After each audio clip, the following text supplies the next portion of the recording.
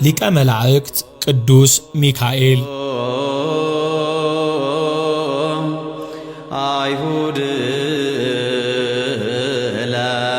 ሚካኤል የሚለው ስም አለቃ ኪዳነ ወልድ ክፍሌ መጽሐፈ ሰዋሰው ወግስ ወመዝገበ ቃላት ሐዲስ በተሰኘው መዝገበ ቃላት መጽሐፋቸው ሲገልጹ ቃሉ የዕብራይስጥ ሲሆን ሚ ማለት መኑ፣ ካ ማለት ከመ ማለት ሲሆን ኤል ማለት ደግሞ አምላክ ማለት ነው። በዚህ መሰረት ቅዱስ ሚካኤል የስሙ ትርጓሜ መኑ ከመ አምላክ ማን እንደ እግዚአብሔር ማለት ነው።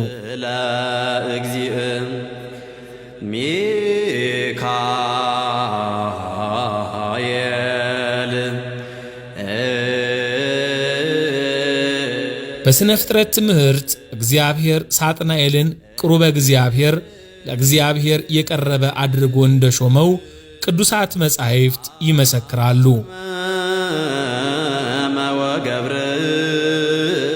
ነገር ግን ሳጥናኤል ከእግዚአብሔር የተሰጠውን ክብር ትቶ አምላክነትን በመሻቱ በትዕቢቱ ምክንያት ስልጣኑ ተገፎ ወደ ምድር ተጥሏል። በቦታውም ቅዱስ ሚካኤል ተሹሟል። የቅዱስ ሚካኤልን ሲመት ምክንያት በማድረግም ዕለቱን የኢትዮጵያ ኦርቶዶክስ ተዋሕዶ ቤተክርስቲያን ህዳር 12 ቀንን በየዓመቱ በድምቀት ታከብረዋለች። ይህም ብቻ አይደለም። እስራኤላውያን በግብፅ በባርነት ቀንበር ተይዘው ለ215 ዓመታት በስቃይ ሲኖሩ ያለቀሱት እንባ መንበረ ጸባዖት ደርሶ ከግብፅ ወደ ምድረ ርስት ይገቡ ዘንድ እግዚአብሔር ሊቀ ነቢያት ሙሴን አነሳስቶ ባሕረ ኤርትራን ከፍሎ አሻግሮ ለ40 ዘመናት ሲጓዙ ቀን በደመና ሌሊቱን በብርሃን እየመራ ያደረሳቸው ቅዱስ ሚካኤል ነው። ቅድስት ቤተ ክርስቲያን ይህንንም ቀን መታሰቢያ አድርጋ የምታከብረው ነው።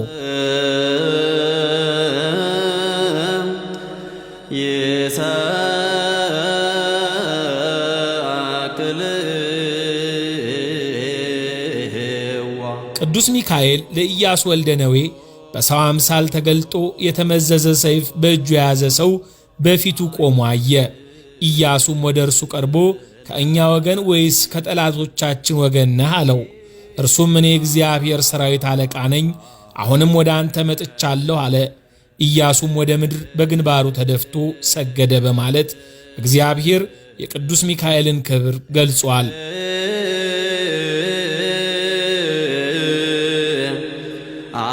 የቅዱስ ሚካኤል ሹመት በነገደ መላእክት ላይ ብቻ አይደለም፣ ነገር ግን የእግዚአብሔር ሕዝብ በሆኑት ሁሉ ላይ ነው።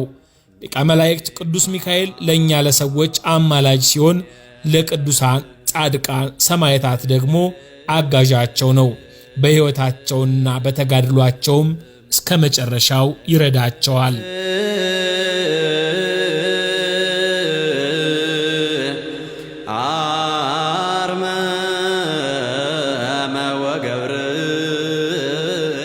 ሰኔ 12 ቀን በዚህች ቀን የከበረ የመላእክት አለቃ የመልአኩ ቅዱስ ሚካኤል የመታሰቢያው በዓል ይከበራል። የሚከበርበት ምክንያት እንዲህ ነው። እግዚአብሔርን የሚፈራ አንድ ሰው ነበር። እርሱም የከበረ የሚካኤልን የበዓሉን መታሰቢያ በየወሩ በ12ኛው ቀን ይልቁንም በሰኔና በህዳር ወር አብልጦ ያከብር ነበር። በጎረቤቱም ርኅራኄ የሌለው አንድ ባለጠጋ ሰው ነበር። ይህን እግዚአብሔርን የሚፈራ ሰው የከበረ መልአክ የሚካኤልን በዓል በሚያከብርበት ጊዜ ይጠላውና ያቃልለው ነበር። ለድሆች ስለመራራቱም ይዘባበትበት ነበር። የሕይወቱ ዘመንም ተፈጽሞ የሚሞትበትና ከዚህ ኃላፊው ዓለም ድካም የሚያርፍበት ጊዜ ሲቀርብ የክቡር መልአክ የቅዱስ ሚካኤልን በዓል መታሰቢያ ያደርግ ዘንድ ምጽዋት ሰጪም ትሆን ዘንድ ሚስቱን አዘዛት። ከዚህም በኋላ አረፈና ገንዘው ቀበሩት።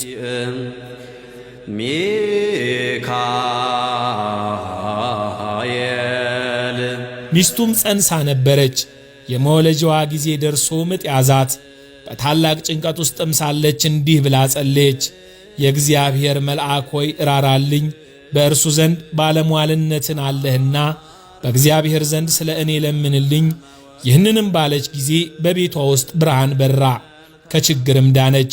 መልኩ ውብ የሆነ ወንድ ልጅንም ወለደች። የእግዚአብሔር መልእክተኛ ቅዱስ ሚካኤል ከሰማይ ወርዶ ሕፃኑን እንዲህ ብሎ ባረከው። ርኅራኄ የሌለውን የዚህን ባለጠጋ ገንዘብና ሀብት ጥሪቱንም ሁሉ ይህ ሕፃን እንዲወርስ እግዚአብሔር አዟል። ባለጠጋውም በቤቱ በአልጋው ላይ ሳለ ጌታ ጆሮውን ከፍቶለት ይህንን ነገር ከመልአኩ ሰማ። ይህንን በሰማ ጊዜ ታላቅ ሐዘን ደረሰበት። ሕፃኑንም የሚገድልበት ምክንያት ይፈልግ ጀመር። ነገር ግን ክብር ይግባውና እግዚአብሔር ይጠብቀው ነበር።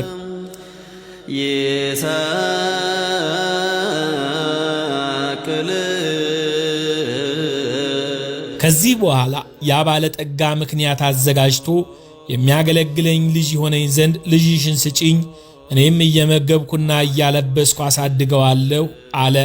ለአንቺም 20 ወቄት ወርቅ እሰጥሻለሁ አላት። ይህንን ነገር ከባለጠጋው በሰማች ጊዜ ስለ ችግሯ እጅግ ደስ አላት። ልጇንም ሰጠችው። እርሱም 20ውን ወቄት ወርቅ ሰጣት። ልጇንም ወሰደው። የምሻው ተፈጸመልኝ ብሎ ደስ አለው። ከዚህ በኋላ በልጁ ቁመት ልክ ሳጥን አሰርቶ ሕፃኑን በሳጥን ውስጥ አስገብቶ ዘጋበት። እስከ ባህርም ተሸክሞ ወሰደው፣ በባህር ላይ ጣለው። ክብር ይግባውና በጌታችን መልካም ፈቃድ ያ ሳጥን ሳይሰጥም ከዚያች አገር የ20 ቀን መንገድ ያህል ርቃ ወደምትገኝ ወደ አንዲት አገር ወደብ እስከሚደርስ ድረስ በባህሩ ላይ ተንሳፈፈ። በባህሩም አካባቢ በጎቹን አሰማርቶ የሚጠብቅ አንድ ሰው ነበርና ሳጥኑ በውሃ ላይ ተንሳፎ አየው። እርሱም ከባህሩ አውጥቶ ወደ ቤቱ ወሰደው። ይህንን ሳጥን እንዴት እንደሚከፍተው ያስብ ጀመር። ይህንን ሲያስብ ወደ ባህሩ ይሄድ ዘንድ ጌታችን በልቡናው ሐሳብ አሳደረበት። ወዲያውም ተነስቶ ወደ ባህሩ ሄደና አንድ ዓሣ የሚያጠምድ ሰው አገኘ። ዓሣ አጥማጁንም መረብህን በእኔ ስም ጣል፣ ለሚያዘውም ዓሣ ዋጋውን እሰጥሃለሁ አለው። አጥማጁም እንዳለው አደረገ። ያን ጊዜም ታላቅ ዓሣ ተያዘ። ዋጋውንም ይዞ ወደ ቤቱ ሄደ። ለራትም ይጠብሰው ዘንድ አረደው። በሆዱም ውስጥ የሳጥኑን መክፈቻ ቁልፍ አገኘ።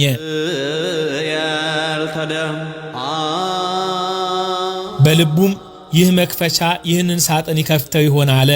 በሳጥኑ ቀዳዳም ባስገባው ጊዜ ፈጥኖ ተከፈተ። በውስጡም ይህን ታናሽ ብላቴና አገኘ። ልጅ የለውም ነበርና ታላቅ ደስታ ደስ አለው። ጌታችንም አመሰገነው። ሕፃኑንም በመልካም አስተዳደግ አሳደገው። ሕፃኑም አድጎ ጎልማሳ ሆነ።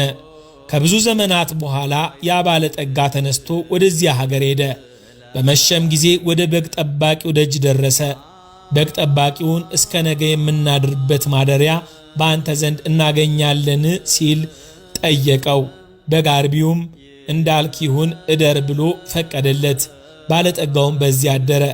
ራት በሚቀርብበት ሰዓት ሕፃኑን ባህራን ብሎ ጠራው። ባለጠጋውም ሰምቶ ልጅህ ነውን ብሎ በግ ጠባቂውን ጠየቀው።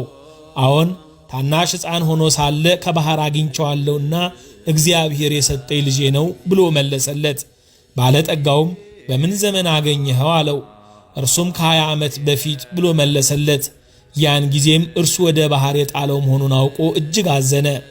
በማግስቱም ጎዳናውን ሊጓዝ በተነሳ ጊዜ ሰይጣናዊ ምክንያት አመካኝቶ በግ ጠባቂውን እንዲህ አለው፣ በቤቴ የረሳሁት ጉዳይ ስላለ እንድልከው ልጅን ትሰጠኝ ዘንድ ሻለው። እኔም የድካሙን ዋጋ 20 ወቄት ወርቅ እሰጠዋለሁ አለው። የብላቴናውም አባት ስለ ገንዘቡ ደስ ብሎት ልጁ ባህራንን ሰጠው። እንዲህም ብሎ አዘዘው፣ ልጄ ባህራን፣ ይህ የከበረ ሰው ስለ ጉዳዩ ወደ ቤቱ ይልክህ ዘንድ ና፣ ወደ ቤቱም ሂድ፣ በሰላምም ተመለስ አለው። ያን ጊዜም ባለጠጋው ወደ መጋቢው እንዲህ ብሎ ደብዳቤ ጻፈ። ይህንን ደብዳቤ በምታነብ ጊዜ ደብዳቤውን ይዞ የመጣውን ገድለህ በጉድጓድ ውስጥ አለው፣ ማንም አይወቅ። በመካከላቸውም የሚተዋወቁበትን ምልክት ጽፎ አሸጋት። ለባህራንም ሰጠው። ለመንገዱም የሚሆን ስንቅ ሰጠው። ባህራንም ተነስቶ በትእዛዙ መሠረት ጉዞውን ጀመረ። ሲጓዝ ሰንብቶ የአንዲት ቀን ጉዞ ሲቀረው እነሆ የመላእክት አለቃ የከበረ ቅዱስ ሚካኤል በንጉሥ ጭፍራ አምሳል በነጭ ፈረስ ላይ ተቀምጦ አንተ ጎልማሳ ያስኸው ምንድነው አለው። አንድ ባለጠጋ ወደ አገሩ ወደ ቤቱ ለማድረስ የተጻፈች መልእክት ናት ሲል መለሰ። ይህንን ደብዳቤ አሳየኝ አለው። እርሱም ስለፈራ ሰጠው። በዚያን ጊዜ የከበረ መላእክት ቅዱስ ሚካኤል ይህን የሞት መልእክት ደመሰሰው። በእርሱ ፋንታም ጽሕፈቱን ለውጦ እንዲህ ብሎ ጻፈ። ይህንን ደብዳቤ ይዞ ለሚመጣ ባህራን ለሚባል ሰው ይህ ደብዳቤ ደርሷችሁ በምታነቡበት ጊዜ ልጄን አጋቡት። በውስጥና በውጭ ያለ ንብረቴንና ጥሪቴን አገልጋዮቼን ሁሉ ጠቅላላ ንብረቴንም አውርሼዋለሁ። የፈለገውንም ሊያደርግ ሥልጣን ሰጥቼዋለሁና እኔን አትጠብቁ። እኔ ብዙ ዘገያለሁ። የእኔ ሹም ሆይ በእኔና በእንተ መካከል ያለች ምልክት እነኋት። ከዚህ በኋላ አሽጎ ለባሕራን ሰጠውና ወደ ባለጠጋው ቤት ይህችን ደብዳቤ ይዘህ ለሹሙ ስጠው። በጎዳናም እኔ እንደተገናኘው አትንገር፣ እንዳይገድልህም ይህንን የሞት ደብዳቤ ለውጬልሃለሁ አለው። ባሕራንም እሺ ጌታዬ፣ ያዘዝከኝን ሁሉ አደርጋለሁ አለ። ወደ ባለጠጋው ቤት በደረሰ ጊዜ ያንን ደብዳቤ ለሹሙ ሰጠ። ባነበበው ጊዜ በመካከላቸው ያለውን ምልክት አገኘ። አስተውሎም እርግጠኛ እንደሆነ አወቀ። ከዚህ በኋላ ለባሕራን ሰርግ አዘጋጅቶ እንደሚገባ በቤተ ክርስቲያን ሥርዓት በተክሊል የባለጠጋውን ልጅ አጋቡት። 40 ቀንም ያህል ደስታና ሐሴት እያደረጉ ኖሩ። ከዚህ በኋላ ባለጠጋው ከሄደበት መመለሻው ጊዜ ሆኖ በደስታ የሆነውን የመሰንቆና የእንዚራ ድምፅ ሰምቶ ይህ የምሰማው ምንድነው ብሎ ጠየቀ። እነርሱም ስሙ ባሕራን የተባለ የአንተን ደብዳቤ ላመጣ ጎልማሳ ሰው ልጅህን አጋቡት። እነሆ 40 ቀናት በሰርግ ላይ ነን። ገንዘብህና ጥሪትህን ሁሉ ወንዶችና ሴት አገልጋዮችህን አንተ እንዳዘዝከው ሰጥተውታል አሉት። ይህንን በሰማ ጊዜ ከፈረሱ ላይ ወደቀ፣ በድንገትም ሞተ። ባሕራንም በጎ ሥራዎችን የሚሠራ ሆነ። የተገለጠለትና ከመገደል ያዳነውን የመላእክት አለቃ የከበረ ቅዱስ ሚካኤል እንደሆነ ሊገድለው የሚሻው የባለጠጋው ጥሪቱን ሁሉ ያወረሰውም እርሱ እንደሆነ ተረዳ። የዚህንም የከበረ መላእክት የመላእክት አለቃ ቅዱስ ሚካኤልን መታሰቢያ በየወሩ ያደርግ ጀመረ። ቤተ ክርስቲያንም ሠራለት። የቅዱስ ሚካኤል ስዕሉን አስሎ በቤተ ክርስቲያን ውስጥ አደረገው። እርሱም ብዙዎች ድንቅ ተአምራቶችን ተገለጡ። ባሕራንም ቅስና ተሹሞ እስከ ዕለተ ሞቱ በዚያች ቤተ ክርስቲያን ውስጥ የሚያገለግል ሆኖ ኖረ። በዚህ በከበረ የመላእክት አለቃ ቅዱስ ሚካኤል አማላጅነት ከእናቱና ከአባቱ ከልጆቹም ጋር የዘለዓለም ሕይወትን ወረሰ።